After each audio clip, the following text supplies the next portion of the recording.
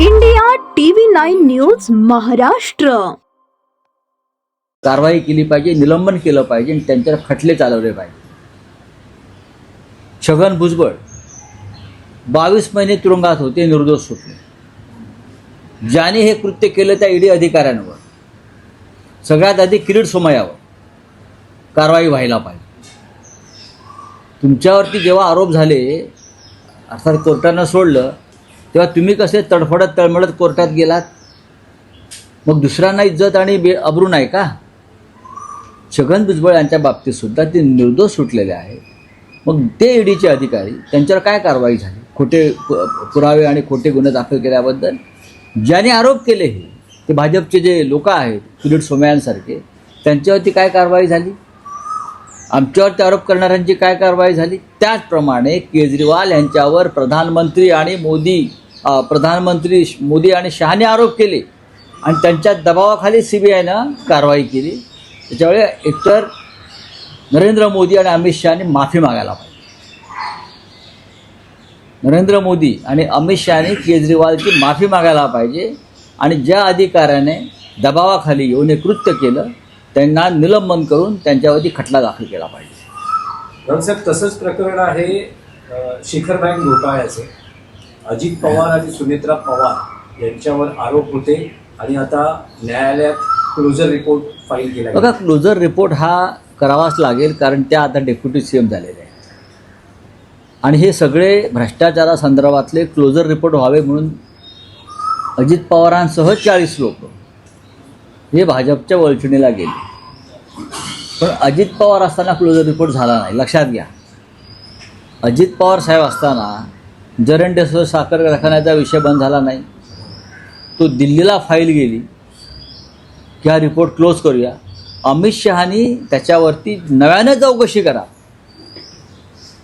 असा केंद्रीय सहकार मंत्रालयाचा शेरा मारून ती परत पाठवल्यामुळे अजित पवार अस्वस्थ होते. अजित पवारांची अस्वस्थता त्यातून होती आणि त्यातून त्यांना परत माघारी जायचं होतं. ज्या कारणासाठी मी भाजपबरोबर आलो ती फाईलच बंद होत नसेल तर मग अशा करतात थांबायचं. जरंडेश्वर कारखान्याच्या फाईल उशीर होत्या.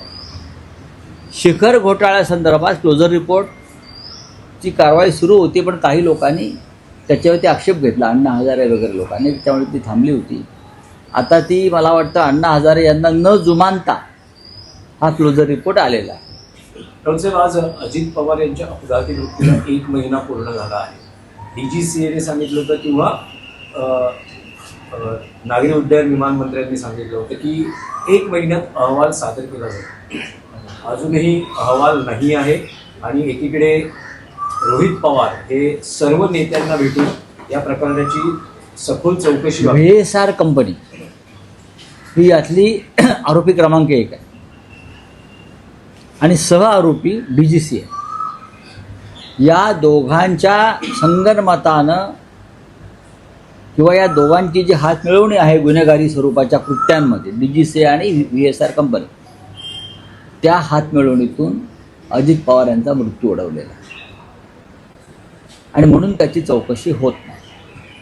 VSR कंपनीमधले अज्ञात भागीदार कोण आहेत, बेनामी, तर ते आंध्रचे राजकारणी, महाराष्ट्रातले काही राजकारणी, अत्यंत महत्त्वाचे उद्योगपती, हे सगळे या कंपन्यांमधले बेनामी भागीदार आहेत. चौकशी झाली तर यांचे मुखवटे खाली पडतील. DGCA ही या देशातली सगळ्यात भ्रष्ट सरकारी यंत्रणा आहे. खरं म्हणजे ते कॉन्ट्रॅक्ट किलर आहेत असं मी नेहमी म्हणतो. DGCA कॉन्ट्रॅक्ट किलर आहेत. अहमदाबादमध्ये 300पेक्षा जास्त लोकांचे बळी हे DGCAच्या हलगर्जीपणामुळे गेले. अजित पवारांचा बळी त्यातूनच गेलेला आहे. काही दिवसापूर्वी एअर ॲम्ब्युलन्स कोसळली रांची भागामध्ये, ही DGCAचंच पाप आहे. DGCA फक्त भ्रष्टाचार करते, आपल्या हव्या त्या लोकांना लायसन देते किंवा काढून देते. साहेब, आता आपण VSR कंपनी आरोपी क्रमांक 1 म्हणालात. त्याच VSR कंपनीने काल देवेंद्र फडणवीसांनी आणि सुनेत्रा यांनी प्रवास केलेला विमान. हो, मग तो त्यांचा प्रश्न आहे ना. त्यांचं स्वतःचं वेगळं विमान असेल VSRकडे दिलेलं. VSRचे स्वतःच्या विमानं कमी आहेत आणि राजकीय नेत्यांची विमानं VSR आपल्याकडे ठेवतं. त्याच्यामध्ये त्यांचं विमान असेल स्वतःचं, ते फडणवीस साहेबांचं. नाही, पण रवशत, काल रोहित पवारांनी